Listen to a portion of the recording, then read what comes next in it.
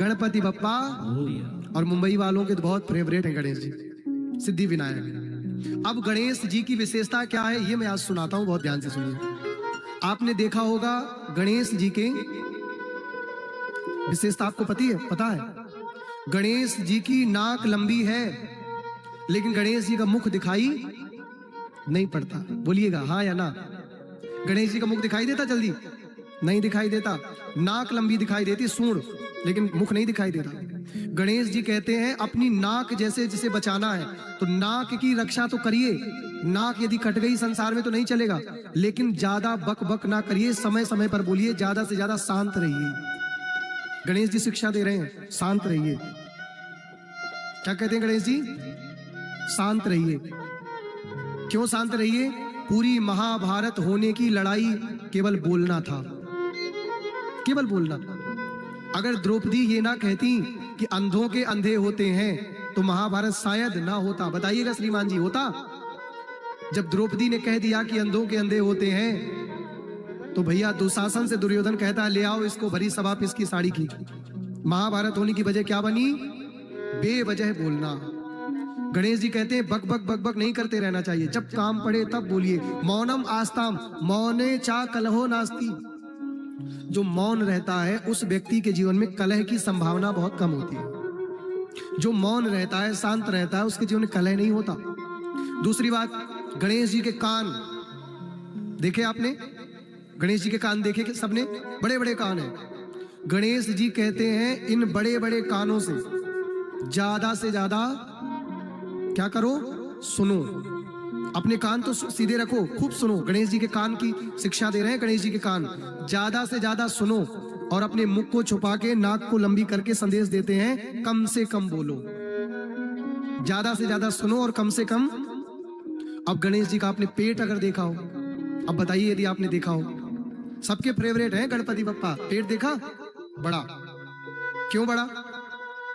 गणेश जी का पेट बड़ा, कान बड़े, नाक बड़ी, मुख छोटा।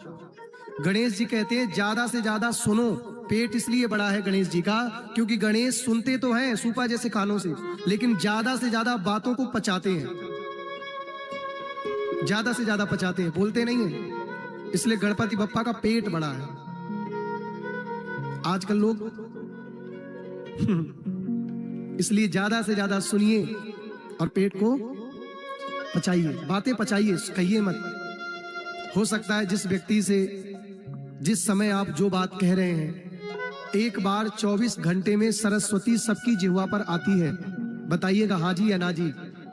सबके जिह्वा पर 24 आवर्स में एक बार अनिल जी सरस्वती आती है। इसीलिए कहते हैं बात संभाल के बोलिए, बात के हाथ ना पाओ। कई बार हम किसी को बोल देते जा तेरा ऐसा हो जाए, जा तेरा ऐसा हो, और शायद उसी समय आपकी जिह्वा पर सरस्वती आई हो और सचमुच तुम्हारी कही गई बात सत्य हो जाए फिर। इसलिए गणेश जी शिक्षा दे रहे हैं कि बात बात पर ज्यादा बोलने की आवश्यकता नहीं है। बोलिए तो मीठा बोलिए, काम पड़े, तेजी बोलना पड़े, कुछ ऐसा कहना पड़े तो ही बोलो, बाकी बेवजह बकबक करके अपनी एनर्जी वेस्ट मत किया करिए। अब आती है चौथी बात। गणेश जी को भोग लगता है मोदक प्रिय मुद मंगल दाता, विद्या वारिधि भाग्य विधाता। गणेश जी को लड्डू बहुत प्रिय है। लड्डू देखा आपने? लड्डू बूंदी का लड्डू बनता है, गोंद का लड्डू बनता है, आटे के लड्डू बनते हैं, तिली का लड्डू बनता है, मोतीचूर का लड्डू बनते हैं, बहुत सारे लड्डू हैं। चलो हम मान लेते हैं तिली के लड्डू को। एक लड्डू को बनाने के लिए कितनी तिली जोड़नी पड़ती है? कितनी तिली जोड़ना पड़ती है एक लड्डू को बनाने के लिए? आपने कभी सोचा? अनेक तिली हमें लानी पड़ती हैं, तब जाके एक लड्डू बनता है। गणेश जी आपको शिक्षा दे रहे हैं कि जैसे अनेक तिली से एक लड्डू बनता है और अनेक तिली मिली तो बन गया, क्या हुआ? संगठित हुआ। इसी प्रकार यदि आप संगठित रहेंगे, एकत्र रहेंगे, जुड़े रहेंगे तो हमेशा दैदीप्यमान होते रहेंगे। यदि बट गए, कट गए तो फिर बहुत दिन तक जीवन में हम लोग नहीं चल पाएंगे। हमारा भारत 550 वर्ष गुलाम रहा। क्यों हमारे आक्रमण क्यों हुआ मुगलों का? क्यों गुलाम होना पड़ा? क्योंकि हम लोग संगठित नहीं रहे, हमारा संगठन टूट गया। आज के लोग कहते हैं कि अनेक मुस्लिम भाई हमारे दुश्मन है, लेकिन सच्ची बताऊं तो अगर हिंदू का कोई दुश्मन है तो हिंदू ही है। आपस को खाए जा रहे हैं।